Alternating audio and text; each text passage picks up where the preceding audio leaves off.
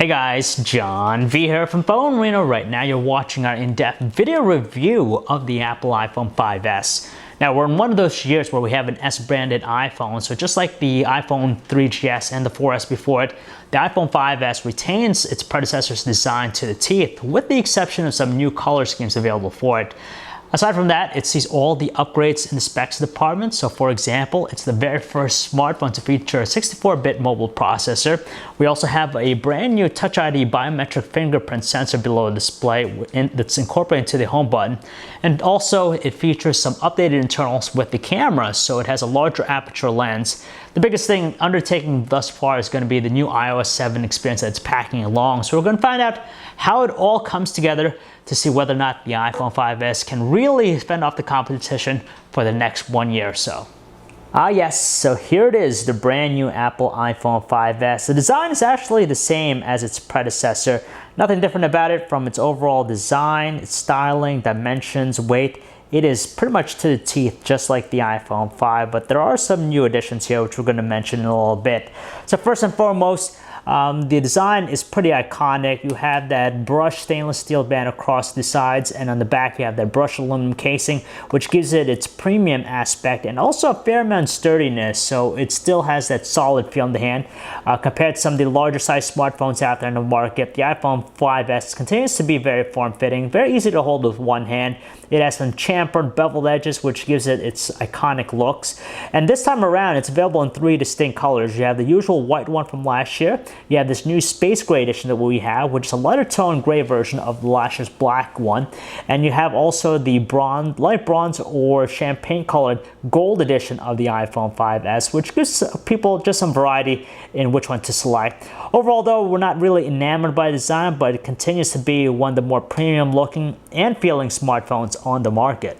At a certain time, the Retina display was once proclaimed as being the most detailed display out there, but with the iPhone 5s here, nothing really special about it. It's the same display that's on the iPhone 5 before it. 4-inch Retina display with a pixel resolution of 1136 by 640, which translates to a pixel density of 326 pixels per inch. It's respectable, but nothing really astounding in this day and age. Still able to make out some fine details, very sharp looking, and being an IPS LCD-based panel, retreat to some very natural looking colors, not as oversaturated compared to those tones put out by AMOLED panels, so you get a very nice color reproduction with this. And on top of that, it has a great outdoor visibility when you combine its wide viewing angles and also its strong brightness output, so it doesn't wash out like some other panels out there. So if you're going to be outdoors using it, you can still see everything on screen.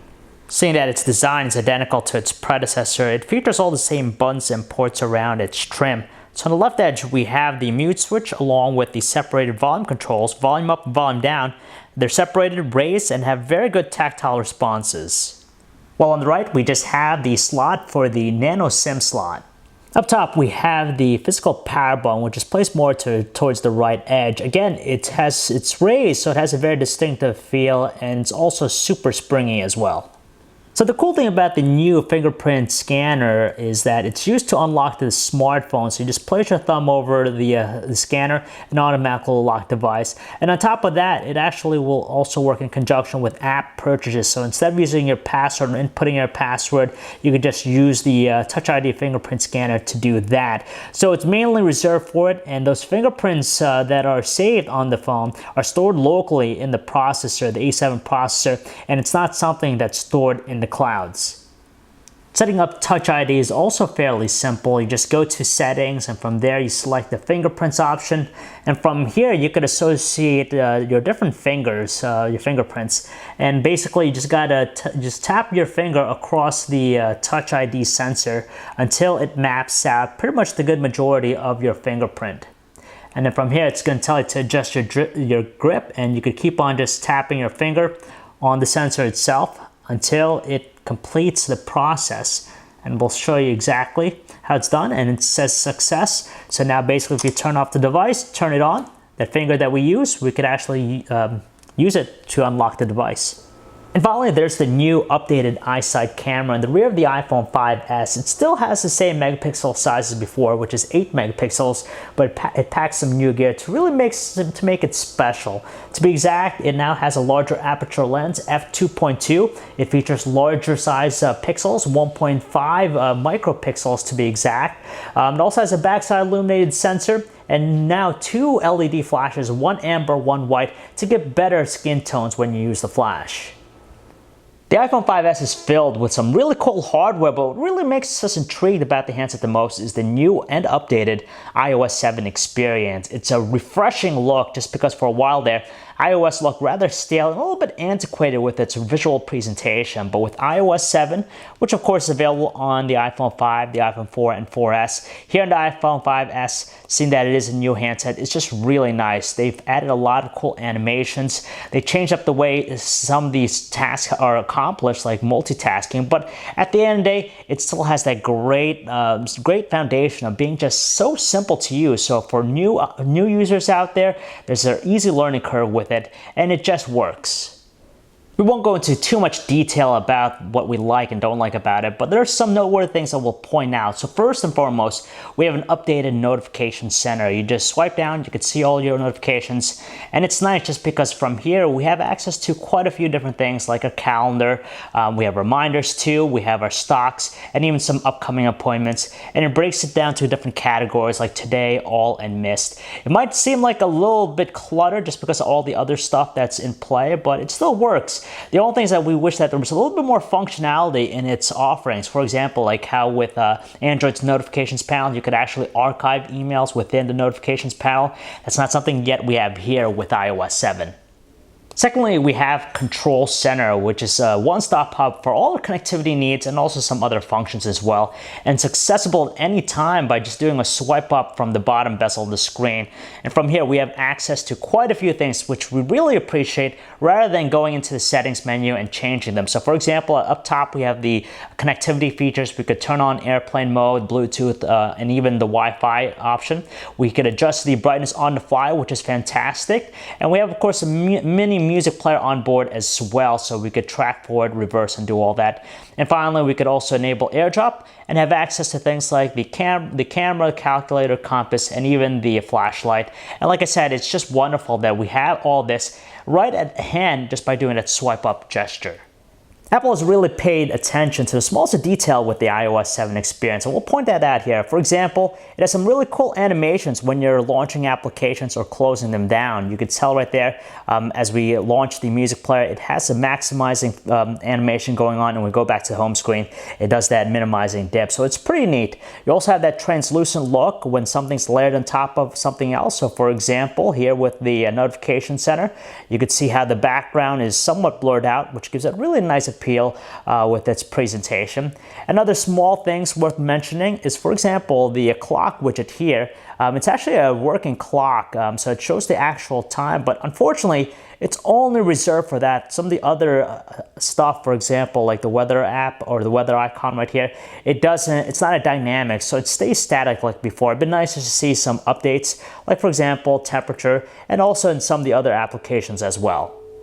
Now, some people probably agree that the multitasking aspect of the platform takes its page out of what we find with WebOS. So when you double tap the home button right here, you're going to have these mini windows of all the open apps that you have. Now, before, we just found it to be a lot quicker closing them out just because you held down on one of the icons, it starts to jiggle, and from there you'd be able to close down all the application by simply tapping on the X's in one place. But with this now, it seems a little bit more tedious just because we've got to go through each and every one and swipe up, swipe up, swipe up, and keep on doing that until all of them are closed down. It's been just nice to see a function where it closed down all the applications.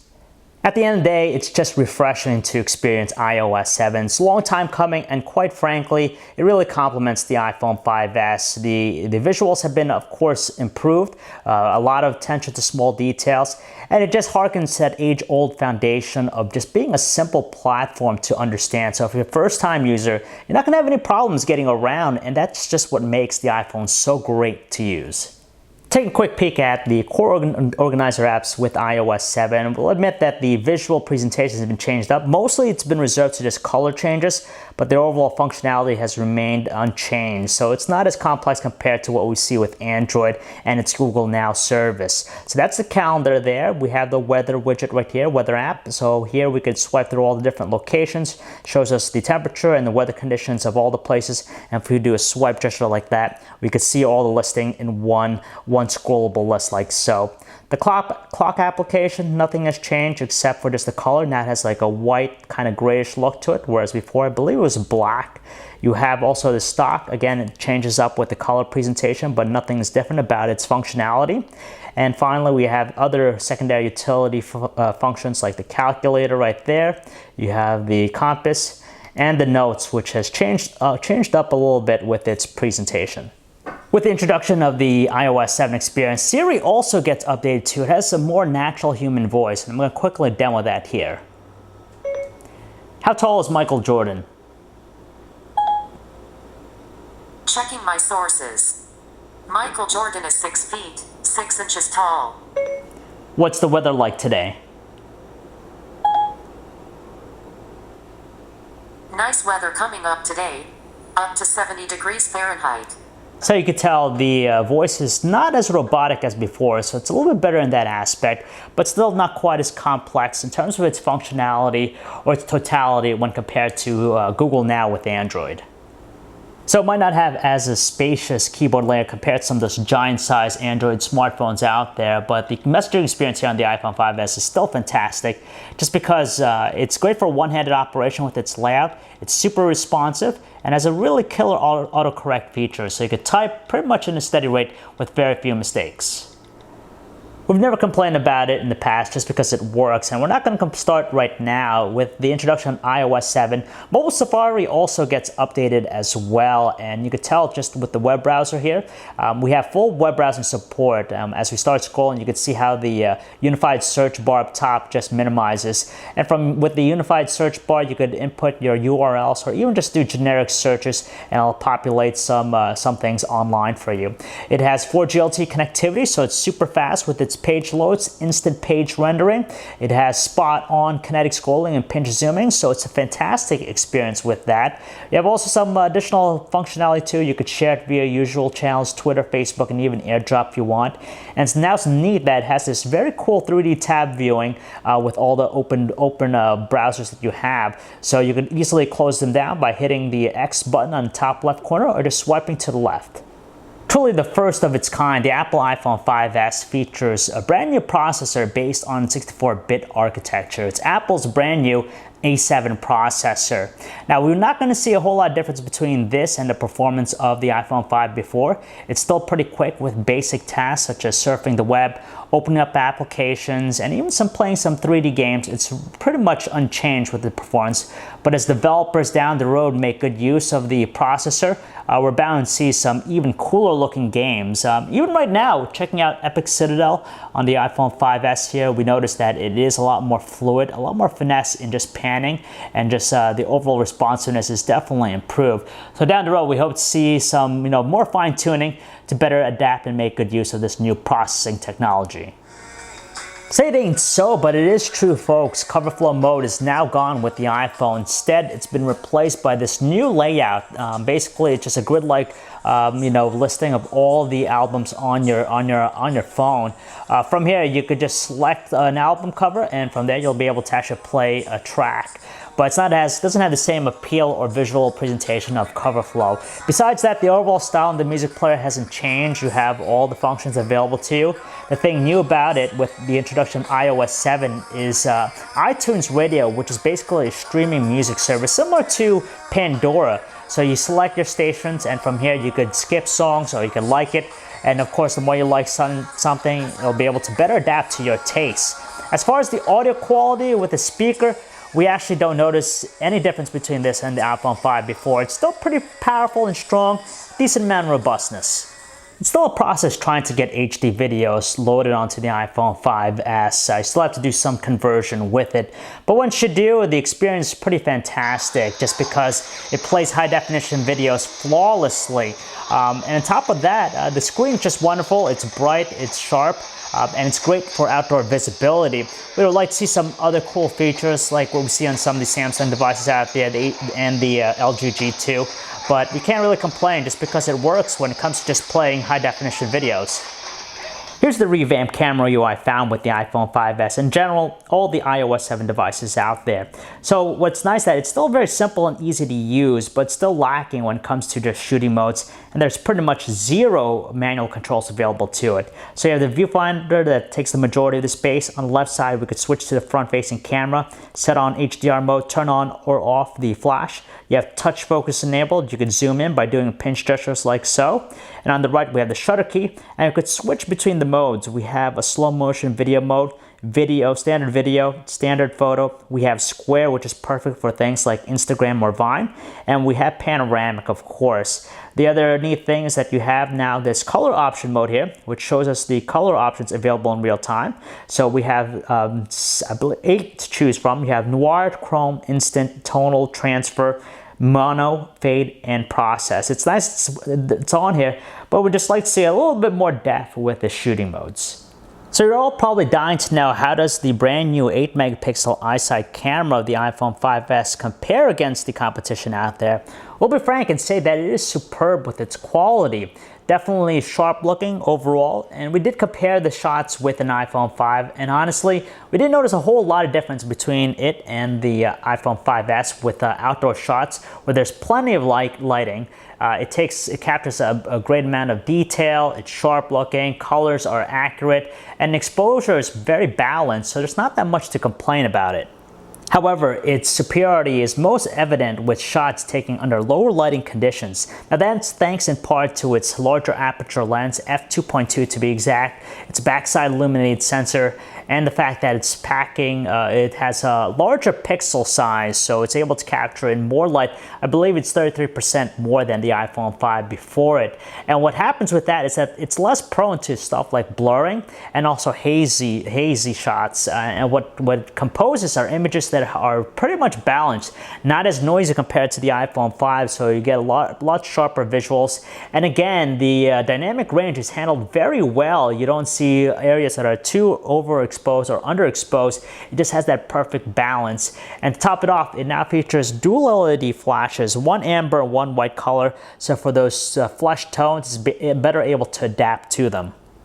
Even though we saw some marked improvements with its still image capture quality, we don't notice a whole lot different here with its 1080p high definition video recording quality. And honestly, it's identical to the iPhone 5 before it. Now it's not that bad because it's still very pleasing to the eyes, very pleasant with its visuals. It captures a great amount of detail. Exposure is progressive, natural looking colors, and it captures video very smoothly. The only thing we wish to find is just continuous autofocus, but instead we just rely on touch focus, which works very well. You just tap on the screen to adjust the focus, and it keeps it fixed the entire time until you tap something else. One really neato feature of the iPhone 5S, it's the brand new slow motion video recording capture that's available with it. Now it shoots 720p videos at 120 frames per second to achieve that. Now what the neat thing about it is that you apply the slow motion effect post video recording. So after you shot the video, you go back, and from here you have these bumpers on the top. You could adjust it to exactly what time you want the slow motion effect to occur. So when you play back the video, you get this very cool matrix-like effect going on with it. And also slows down the audio recording as well. If you happen to love chatting on the phone for a long period of time, you'll really appreciate the quality with the iPhone 5S. It's wonderful in the fact that its earpiece and also speakerphone volumes are very potent and loud, so very robust. Voices through the earpiece are very natural in tone, very few background noise. But with the speakerphone, however, we do notice just a hint of distortion to voices. It's not bad per se. And finally, there's the noise cancellation feature, which works relatively quick in drowning out any background noise. Apple talked big about how better Talktime is with the Apple iPhone 5S, but in all fairness, we don't notice a whole lot difference between the battery life of this and the iPhone 5 before it, and it's pretty much the same. We're still able to get by through 1 day of normal usage at a fully charged battery with 4G LTE connectivity in tow, and with power consumption, we're able to get by at least 10 hours before needing a charge, so it ends up being nothing more than average. But when we think long and hard about the iPhone 5S, it doesn't really pack a whole lot of innovation compared to some previous handsets out there. And when we look throughout the landscape and see what the competition is doing, it doesn't seem as profound compared to some of them. But regardless of that, the 5S is still a fantastic device. It's still a premium looking and feeling handset, solid construction. It works in the aspects that you want it to work. It's great for taking photos. It's fast, super responsive, and you have some cool, maybe some novel features in tow with it. For example, the new Touch ID biometric fingerprint sensor, and of course the 64-bit mobile processor, which will hopefully see more people take advantage down the road with different apps and games. For the $200 for 2-year contract, it's of course the natural price point we see with any flagship smartphone. And even though there's a host of other smartphones we could recommend, like the LG G2, the HTC Ones, the Galaxy S4s, the Xperia Z1s, the iPhone 5S is just that incremental upgrade with the iPhone series. It's a fantastic smartphone. It's not as overpowering in the specs department when you look at it on surface, but it still works. And that's the beauty of it. It's simple, easy, and it's honestly a great device. The experience also updated, so people will really appreciate that. So if you guys want to learn more about the Apple iPhone 5S, you could check out our website, PhoneArena.com. It's John V. Thanks for watching.